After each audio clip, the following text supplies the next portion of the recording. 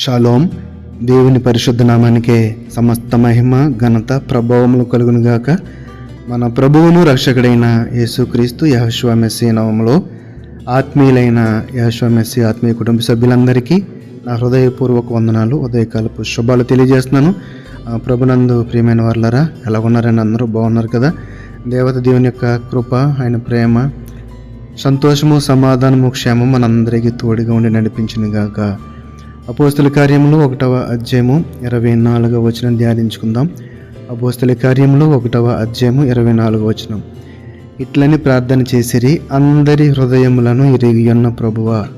అందరి హృదయములను ఎరిగియున్న ప్రభువా అంటే మనుషులుగా మన ఆలోచన ఎలా ఉంటుందంటే, మనం ఏదన్నా ఒక పాప సంబంధమైన ఆలోచన లేకపోతే పాపపు క్రియను జరిగిస్తున్నప్పుడు మనల్ని ఎవరో చూడటం లేదులే, మన మనసులో ఏముందో, మనం ఏం ఆలోచిస్తున్నామో ఎవరికి తెలియదు అనుకుంటాం. కానీ ఇక్కడ చూస్తే కనుక అందరి హృదయములను ఎరిగి ఉన్న ప్రభువా, మన యొక్క హృదయాంతరంగములలో ఉన్న ఆలోచన, మనము ఏమి చేయబోతున్నాము, ఏమి చేయాలనుకుంటున్నాము, ఏమి ఆలోచిస్తున్నాము అన్నీ కూడా ఎరిగి ఉన్న దేవుడు మన దేవుడు. అయితే ఈ యొక్క సందర్భాన్ని మనం చూస్తే కనుక అపోస్తల కార్యంలోనే 1వ అధ్యాయం 15వ వచనంలో, ఆ కాలముందు ఇంచుమించు 120 మంది సహోదరులు కూడి ఉండగా పేతురు వారి మధ్య నిలిచి ఇట్లా నేను ఈ యొక్క ప్రభువైన యేసుక్రీస్తు యెహోషువ మెస్సియా యెరూషలేములో ఒక సత్యంలో నేర్పుతూ బోధిస్తూ ఆశ్చర్యకరాలు అద్భుతాలు చేసిన ఆ యొక్క మొదటి విశ్వాసుల గుంపులో 120 మాత్రమే ఉన్నారు.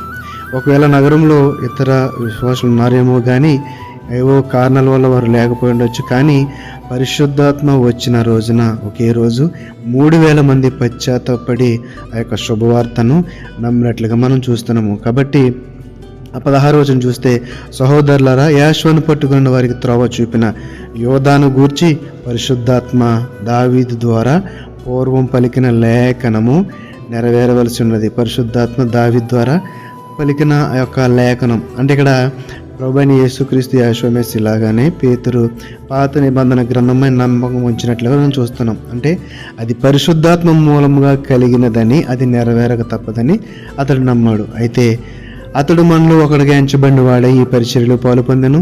ఈ యోధ ద్రోహం వలన సంపాదించిన రోకల నుంచి ఒక పొలము కొనెను. అతడు తలకిందులుగా పడి నడిమికి బద్దలైనందున అతని పేగులన్నీ బయటికి వచ్చాయి. అంటే యోధా చనిపోయిన రీతి ఏం చేశాడండి?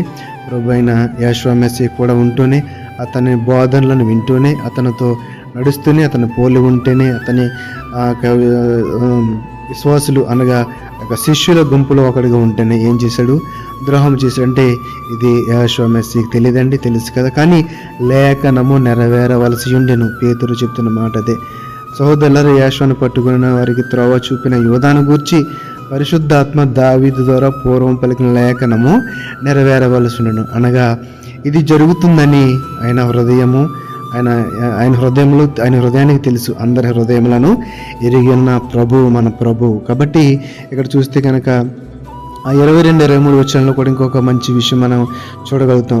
ఆయన మన మధ్య సంచరించుచుండిన కాలమంతయు మనతో కలిసి ఉన్న వీరిలో ఒకడు, మనతో కూడా ఆయన పునరుత్థానమును గూర్చి సాక్షి అయినట్టు ఆవశ్యకమని చెప్పాను.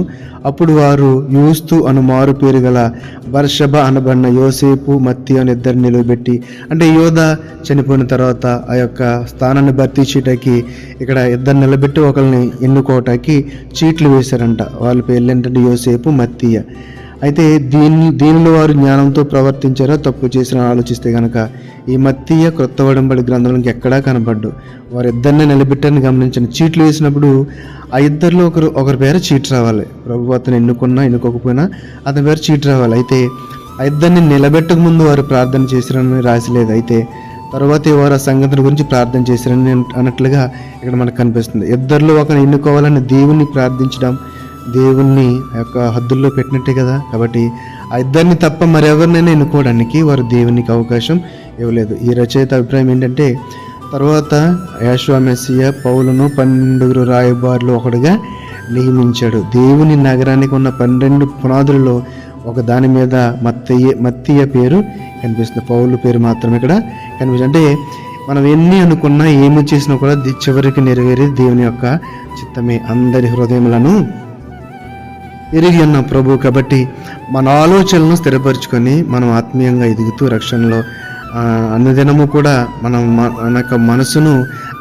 ఆయన వైపు చూపుతూ ఆయనకి సమర్పించుకుంటూ ఆయన చిత్తము క్రింద ఆయన ఆలోచనల క్రింద బ్రతుకుతూ ఉంటే కనుక మన హృదయాంతరంగా ఎరిగిన దేవుడు మన ఆలోచనలను బలపరిచి మన కోరికలను ఆయన సరిదిద్ది ఆయన మనలను దీవించి ఆశీర్వదించి ఆయన యొక్క వారసుల గుంపులు ఉంచుతాడు. అట్టి కృప దేవదేవుడు మనందరికీ దయచేయనుగా. ఆమేన్.